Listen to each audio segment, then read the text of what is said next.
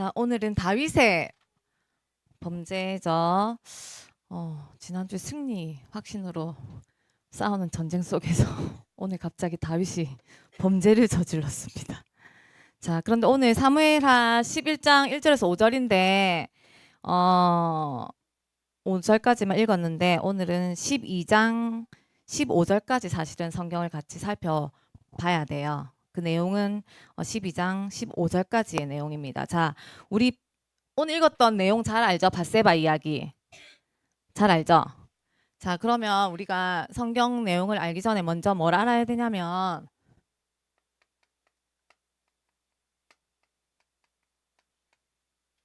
죄에 대해서 알아야 돼요. 죄. 자, 죄가 뭐예요? 우리 렘넌트 죄가 뭘까요? 죄가 뭘까요? 다들 꿀을 잡수셨나요? 맞죠. 절대 맞아요. 절대 하면 안 되는 거예요. 죄. 절대로 저지르면 안 되는 거예요. 죄는. 근데 죄는 어떻게 왔죠? 우리에게? 하나님 떠나서 언제예요? 그래서 로마서 3장 10절에 보면요. 기록된 바 의는 하나도 없고 23절에 보면 죄는요. 모든 사람이 죄를 범하였음에 하나님의 영광에 이르지 못한다고 했어요. 죄는 모든 사람에는 의인이 없고 그리고 죄를 범하였으면 하나님의 영광에 이르지 못하는데 이 죄가 어떻게 왔냐면 사단에게 속아서 우리가 범죄하게 되죠. 사단에게 속았기 때문에 우리가 범죄하고 하나님을 떠나게 돼요. 그래서 우리는 모든 인간은 이 죄 속에서요. 죄 속에서 자유할 수 없어요. 지금 사실은 우리가 숨 쉬고 말씀 듣고 있지만 우리가 언제 어떻게 죄를 지을지 몰라요. 우리가 오늘 교회 오는 길에 나도 모르게 죄를 지었을 수도 있어요. 그렇기 때문에 우리는 사실은 그 누구도 죄에서 자유로울 수는 없어요. 그런데 우리가 생각했던 정말 시대의 영웅, 정말 본받고 싶은 다윗도요. 이 죄에서 자유롭지 못했어요. 그래서 오늘 다윗이 범죄에서 오늘 1절에서 5절에 읽었던 이야기가 밧세바라는 남편이 있는 여자를 간음했어요. 이 간음은 뭐냐면 남편이 있는 여자와 해서는 안 될 죄. 그러니까 서로 사랑했어요. 서로 사랑한 건 아니지. 취했지. 왜냐하면 다윗은 절대 권력을 가지고 있었거든요. 그래서 오늘 다윗이 범죄를 했는데 이 범죄가 지금 밧세바를 간음한 게 나쁜 게 아니고 이 범죄가 다윗의 범죄가 어떻게 시작됐는지 우리가 그것을 먼저 봐야 돼요. 자, 다윗의 범죄가 어떻게 시작되었냐? 우리가 조금 전에 성경 읽었지요. 사무엘하 11장 1절에서 5절 이제 성경을 같이 읽었을 때 다윗의 죄가 어떻게 시작됐냐면 그해 돌아와 왕들이 출전할 때 댐에 다윗이 요압과 그에게 있는 그의 부하들과 온 이스라엘 군대를 보내니 그들이 암몬 자손을 멸하고 라빠를 에워쌌고 그의 다윗은 예루살렘에 그대로 있더라. 자, 옛날에 전쟁에 나갈 때는요. 왕은요. 전장에 함께 참여해서 싸웠어요. 사울도요. 그렇게 나쁜 짓을 많이 하고 왕답지 못했지만 전장에서는 한 번도 빠짐없이 앞서 나가서 함께 싸웠어요. 사울도. 그런데 다윗은요. 이 전장에서 빠지고 어디 있어요? 예루살렘에 그대로 혼자 있었어요. 그것은 뭐냐면 다윗이 사실은 이 앞에 전쟁에서 다 이겼지요. 완전 승승장구했지요. 그리고 여기서 전쟁도 이겨요. 다윗은 그 마음에 무슨 마음이 있었냐면 내가 정말 이제 왕으로서 이때까지 고생했으니까 조금 쉬어도 돼 하는 마음이 있었거든요. 그래서 다윗은 사실 이 전쟁에서는요. 다윗도 같이 나갔어야 되는 게 정상이에요. 그리고 전쟁에서는 항상 왕도 같이 나갔어요. 옛날에는 이스라엘 때는. 근데 다윗은 나가지 않고 요압과 그 군대들만 보냈지요. 그래서 그대로 예루살렘에 그대로 있더라. 다윗은요. 하나님께서 주신 그 이스라엘 정체성을 누리지 못했어요. 그 다윗의 범죄의 시작이 자기의 정체성을 읽고 누리지 못했을 때부터 시작된 거예요. 그렇게 되니까 어떻게 되냐? 2절에 보니까 저녁 때에 다윗이 그의 침상에서 일어나. 언제 일어났어요? 저녁에. 우리 언제 일어나야 돼요? 아침에. 저녁에는 씻고 이제 밥 먹고 씻고 밤에 자야 되지요. 근데 저녁 때 일어나서 이제 일어났어. 저녁에. 일어나서 그 왕궁 옥상에 딱 올라가서 이렇게 걷다 보니까 거기서 딱 서서 봤을 때 저쪽 멀리 편에 한 여인이 목욕을 하고 있는 거예요. 얘들 생각해 보세요. 자, 저녁이 되면요. 이제 막 좀 어두워지려고 하고 그다음 석양이 막 붉게 막 물들고 예쁘겠죠? 엄청 예쁘겠지? 색깔이 막 울긋불긋하고 그때 저기 멀리서 어떤 여인이 목욕을 하고 있어. 얼굴을 보지 않아도 막 그 실루엣이 어떻겠어요? 엄청 예뻐 보이겠지? 그런데 다윗은 왜 더 예뻐 보였냐면 이 정체성을 잃고 이 마음이 너무 나태해진 거예요. 그러니까 이 사리 분별이 안 되는 거야. 그래서 다윗이 자기가 해야 될 본분을 잃고 자기가 있어야 될 그 전장 속에 있지 않고 예루살렘에 그대로 머물러 있어 놓으니까 다윗은 영적 나태함 속에 빠진 거예요. 그러니까 아침에 일어나야 되는데 저녁에 일어나고 어슬렁어슬렁 그 왕궁 옥상에 거닐다가 목욕하던 여인을 보고 어떻게 됐어요? 뿅 갔는데 뭐라고 돼 있어요? 성경에 심히 아름다워 보이니라. 이게 여유가 생기고 사람이 마음에 여유가 생기고 나는 이제 고생했으니까 전장에 안 나가도 돼. 이런 좀 교만한 마음이 생기니까 사람 몸 자체도 조금 게을러지는 거 있죠. 게을러지고 하면 좀 규칙적인 생활을 못하죠. 다윗이 이때 이랬어요. 그래 놓으니까 그 눈에 그냥 아름다움도 아니고 심히 아름다워 보이더라. 심히 아름다움. 이게 딱 눈에 들어왔어요. 그런데 그러니까 심히 아름답다라는 것은 내가 눈으로 보는 거잖아요. 이 눈으로 보는 게 뭐예요? 육신의 눈을 딱 뜬 거지. 요한일서 2장 16절에 보면 뭐라고 돼 있냐면 요한일서 2장 16절에 이는 세상에 있는 모든 것이 육신의 정욕과 안목의 정욕과 이생의 사랑이니 다 아버지께로부터 온 것이 아니요 세상으로부터 온 것이니라. 이게요. 자기 정체성 있고요. 영적으로 나태해지니까 이게 영적인 눈이 안 떠지는 거예요. 영적으로 분별력이 없어지고 어떻게 해요? 정욕에 잡힌 거예요. 요한일서 2장 16절에 정욕에 딱 사로잡혀서 어떻게 돼요? 이제는 판단을 잃은 거예요. 왜냐하면 어떻게 판단을 잃었냐면 이제 전령을 보내거든요. 저 여자가 누군지 물어보라고. 근데 거기 분명히 뭐라고 돼 있냐면요. 저 사람은 우리아의 아내 그리고 엘리암의 딸이라고 분명히 말하는데 그 뒤에 뭐라고 돼 있냐면 밧세바가 아니니까 하니 아니니까 밧세바입니다 하면 보고를 하는 건데 아니니까 하는 거는 알잖아요 누군지 물어보는 거예요. 김명 장로님 우리 체린이잖아요.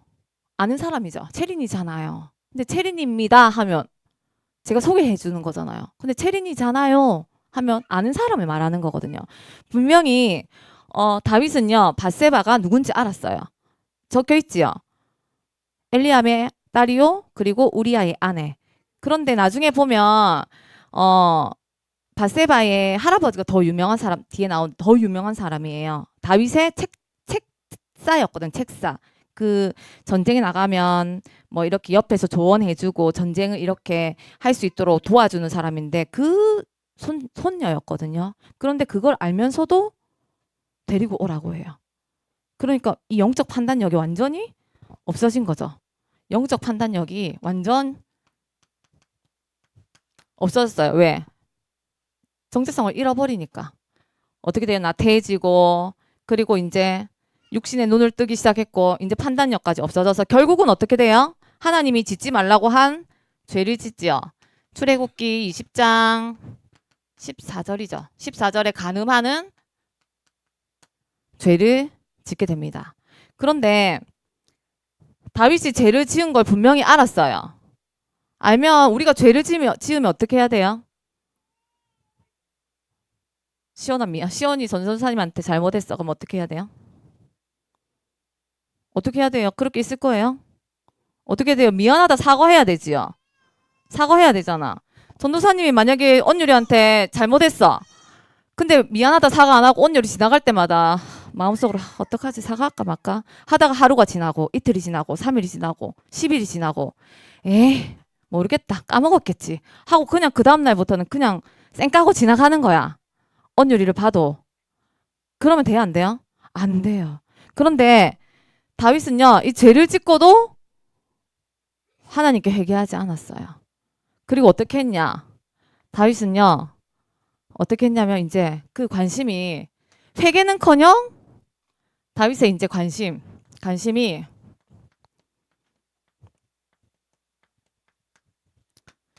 자 죄를 숨기자 여기로 변한 거예요. 다윗의 관심이 용서를 구하자 회개하자가 아니고 다윗의 관심이 이제 죄를 숨기자로 바뀌었어요. 뭐 어떤 죄? 바세바를 다른 사람의 아내인 바세바를 데리고 와서 임신시켰거든요. 그 죄를 숨기자. 그 죄를 숨겨. 왜냐하면 백성들이 이 사실을 알면 다윗은 정말 백성들에게 훌륭한 다윗, 훌륭한 왕이라고 생각하고 백성들이 엄청 존경하고 존중하는데 이런 사실을 알면 어떻게 돼요? 다윗은 한순간에 자기가 이때까지 쌓았던 그런 것들이 명예가 다 무너지겠지. 그래서 무조건 죄를 숨겨야 돼. 이거 어떻게 숨기지? 해서 생각을 해요. 방법을 찾아요. 방법을 찾아서 계획을 해요.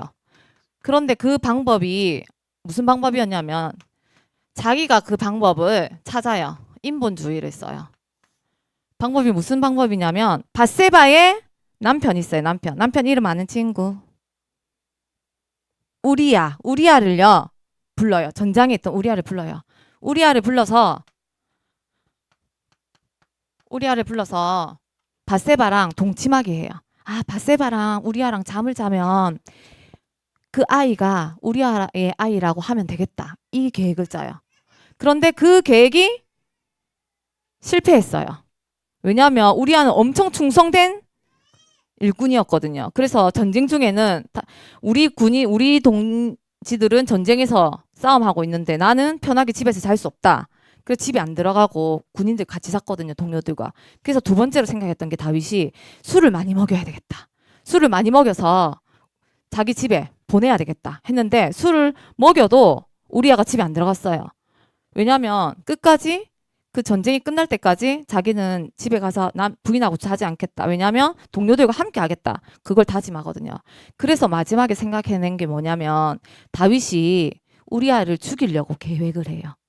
그런데 그 계획이 어떤 계획이냐면 지금 요압이 전쟁에 나가 있지요. 그 요압에게 편지를 써요. 우리아를 제일 앞에 세워서 죽여라고. 그런데 그 편지를 누구에게 보내냐면 우리아 손에 지어서 보내요. 자, 여기 편지를 적어. 자, 내가 요압에게 내가 우리아를 보낼 테니까 전쟁 제일 앞에 세워서 죽여라. 해가지고 딱 펼치게 밀봉을 해. 그리고 이 편지를 누구에게 전해? 주냐면 우리아에게 줘. 그럼 자기가 자기 죽을 편지를 가지고요 가는 거예요. 그런데 이 편지를요 가지고 누구한테 주냐면 요압에게 줘요.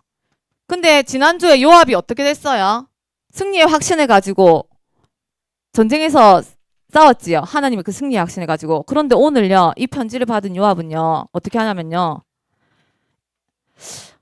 분명히 다윗이 잘못한 것 같아. 이것은 다윗이 범죄한 건데 내가 이 편지대로 해도 될까? 그런데 그대로 해요. 그대로 해요.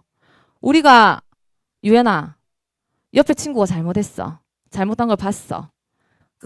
옆에 친구가 잘못한 거 봤어. 그러면 그 잘못을 유연이가 알았을 때 어떻게 해줘야 돼요? 너 이런 거 잘못한 것 같아. 한번 생각해보고 고쳤으면 좋겠어. 아니면 누구한테 잘못했으면 너 가서 사과해 이렇게 말해줘야 되잖아요. 그런데 요압은 그렇게 하지 않고요. 다윗의 편지를 그대로 실천했어요. 그래서 우리아를요. 전쟁하는데 제 군인 제일 앞에 세워서요. 죽여요. 죽게 만들어요. 근데 더 웃긴 건 뭐냐면요. 우리아만 죽는 게 아니에요. 우리아만 죽이면요. 이상해 보이잖아. 그래서 함께 죽는 사람이 있어요. 누구냐면 근데 요압이 너무 못됐어요. 강교해요. 자기 군인을 죽이는 게 아니고요. 다윗의 군인, 다윗이 그러니까 요압은 자기 군대의 밑에 부하들도 있었지만 이제 다윗의 군대 밑에 부하들도 있었거든요. 우리아와 함께 다윗의 군인들 함께 앞에 세우거든요. 그래서 같이 죽어요. 그러니까 죄를요 인본주의를 써서 덮고 하려고 하니까 사람이 계속 죽어나가죠. 그리고 또 누구도 범죄를 해요? 요압도 같이 죄를 짓게 돼요. 그러니까 내가 잘못된 시작이 죄를 범해서 그 죄가 하나님께 용서 구하지 않고 숨기고 인본주의 쓰니까 그 죄가 되고 또 죄가 돼서 결국에는 그 죄의 결과가 어떻게 돼요? 더 커져요. 어떻게? 출애굽기 20장 13절에 보면 어떻게 해요? 죽이지요. 살인죄. 자, 간음해서 살인으로 가요. 그리고 다윗이 우리아가 죽었다는 소식을 듣고 이제 밧세바를 데리고 와서 자기 아내로 삼아요. 17절에 보면요. 하나님이 내 이웃의 거를 탐하지 말랬거든요. 내 이웃의 아내도 탐하지 말랬어요. 근데 내 이웃의 아내를 데리고 와서 자기 아내로 만드는 죄까지 범하게 돼요. 그래서 하나님이 이런 다윗을 지켜보시면서요. 이렇게 되기까지요. 1년을 지켜보셨어요. 하나님이. 1년을 지켜보시면서 어떻게 하셨을까? 기회를 주셨겠지요. 1년 동안. 그냥 지켜만 보셨겠어요? 이렇게 죽고 요압도 죄를 짓고 하는데 그냥 계셨겠어요? 기회를 주셨어요. 1년 동안 지켜보시면서. 근데 다윗은 회개하지 않고 계속 죄를 덮었어. 그래서 하나님께서 오늘 성경에 보니까 여호와께서 보시기에 악하더라. 악한 다윗. 그래서 누구를 보내냐면 나단 선지자를 보내요. 나단 선지자를 보내서 오늘 사무엘 우리가 읽진 않았지만 사무엘하 12장에 보면요. 나단 선지자를 보내서 다윗에게 이야기를 하는데 무슨 이야기를 하냐면 다윗은요. 그 시대의 최고의 왕이에요. 그 다윗에게 나단 선지자라고 해도 이야기 뭐라고 말할 수 없어요. 그래서 뭐라고 하냐면 예를 들어서 한 게 이야기예요.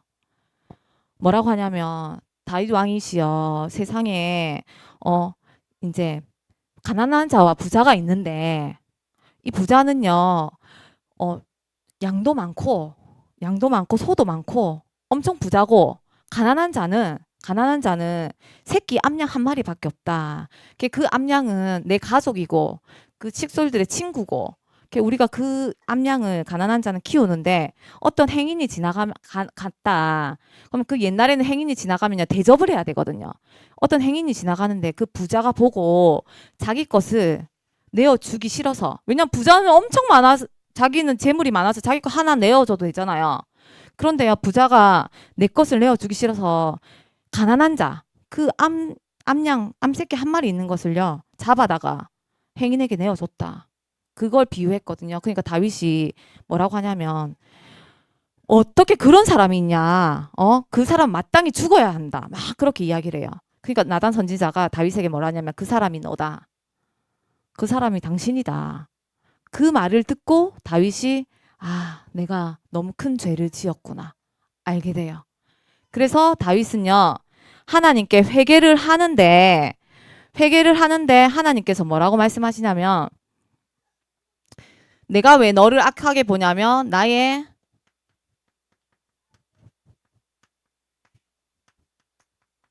업신여겼다. 12장 9절에 보면요. 하나님이 여호와의 말씀을 업신여겨서 다윗을 악하게 봤다고 했어요. 왜냐하면 그 앞절에 보면 여호와 하나님께서 다윗을 위해서요. 왕으로 기름 부으시고 사울의 손에서 구원하시고 그리고 내 주인의 집을 다 주고 그다음 유다 족속도 주고 부족함 없도록 다 주었는데 하나님이 여호와의 말씀을 업신여겨서 죄를 범하였기 때문에 악하다고 보셨어요. 그래서 다윗에게 뭐라고 했냐면 너는 죄를 지었으니까 마땅히 죄값을 받아야 된다고. 자, 우리 죄를 지으면 어떻게 돼요? 도둑질하면 감옥 가죠. 죄값 받죠. 감옥 가죠. 감옥 가요. 어, 우리 장발장 이야기 알죠? 우리 랩런트들. 장발장 이야기 알죠? 몰라요. 장발장 몰라요. 알죠? 장발장 알죠? 장발장 뭐 훔쳤어요? 빵 하나 훔쳤는데 어떻게 됐어요? 빵 그거 하나 훔쳤는데 엄청 많은 죗값을 치렀죠. 근데 하물며 보세요. 사람 간음하고 사람 죽이고 다른 사람의 아내까지 데리고 왔어요. 그러니까 하나님은 공의로운 하나님이세요. 사랑의 하나님이기도 하지만 공의로운 하나님이세요. 그래서 다윗에게 분명히 말했어요. 너에게 징계를 내린다고. 그래서 뭐 어떤 징계를 준다고 했냐면 12장 9절에 보면 12장 9절 10절에 보면 쭉 사무엘하 12장에 보면 쭉 보면요. 10절에서 14절에 쭉 보면요. 뭐라고 했냐면요. 칼이 내 집에서 영원토록 떠나지 않는다고 했어요. 그 말은 뭐냐면 다윗의 집이 쉽게 말하면 행복하지 않는다는 거예요. 다윗의 집에 싸움이 계속 일어난다는 말이에요. 그런데 그 말이 나중에 계속 성취가 돼요. 뒷장에 보면. 나중에 보면요. 다윗의 아들이 다윗을 반역해서 전쟁을 일으키고 다윗을 죽이려고 쫓아오고 하거든요. 그래서 다윗의 이 범죄가요. 많은 사람을 죽이고 다른 사람을 범죄케 하고 그리고 가정과 과문 더 나아가서 국가를 망하게 하는 범죄를 일으켰어요. 근데 하나님은 이 죄에 대한 벌을 내리세요. 마땅히 받으라고 하세요. 그래서 그 징계를 주세요. 그거는 하나님의 공의예요. 그래서 다윗은요.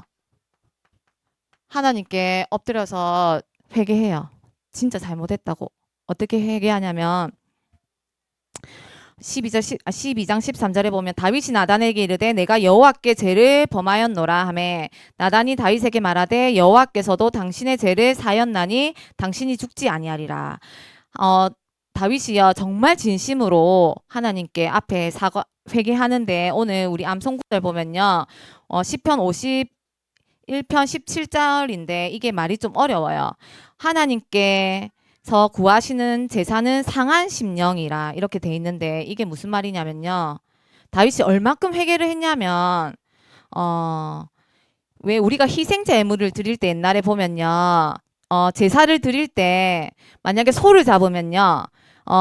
그 소를 이렇게 각을 뜨잖아요. 뭐 만약에 앞다리 부분, 뒷다리 부분, 뭐 몸통 부분 이렇게 다 뜨거든요. 그리고 뜨고 그리고 머리는 머리대로 그리고 기름은 기름대로 다 분리를 시켜요. 그리고 하나님께 예물을 드려요. 그것처럼 내 이 마음, 내 자신의 마음을 찢어서 찢는 것처럼 하나님 앞에 회개를 한다는 말이에요. 그래서 하나님이시여 내 상하고 통회하는 마음을 주께 드린다고.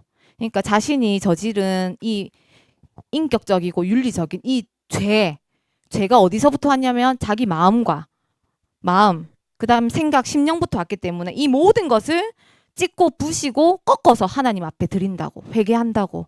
그러니까 받아달라고. 그러니까 하나님께서 그렇게 나에게 회개하는 마음은 멸시하지 않고 받는다는 이 말이에요.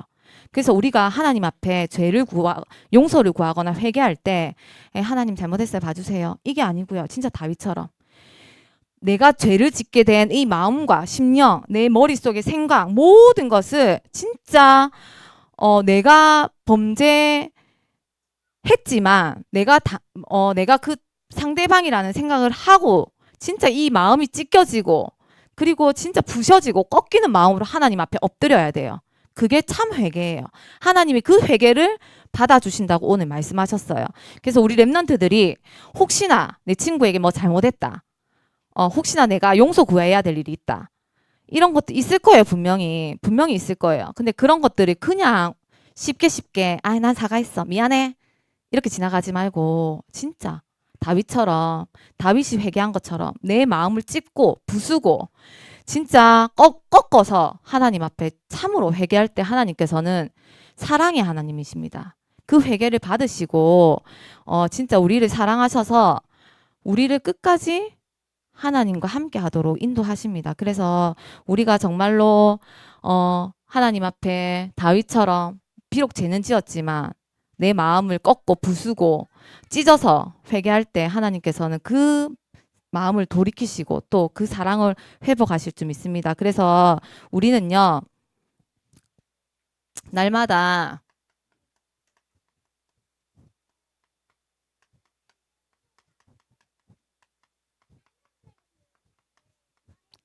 말씀을 가까이 해야 됩니다. 왜냐하면 다윗이 범죄했던 이유가 정체성을 잊어버리고 말씀이 멀어질 때 범죄가 시작되었거든요.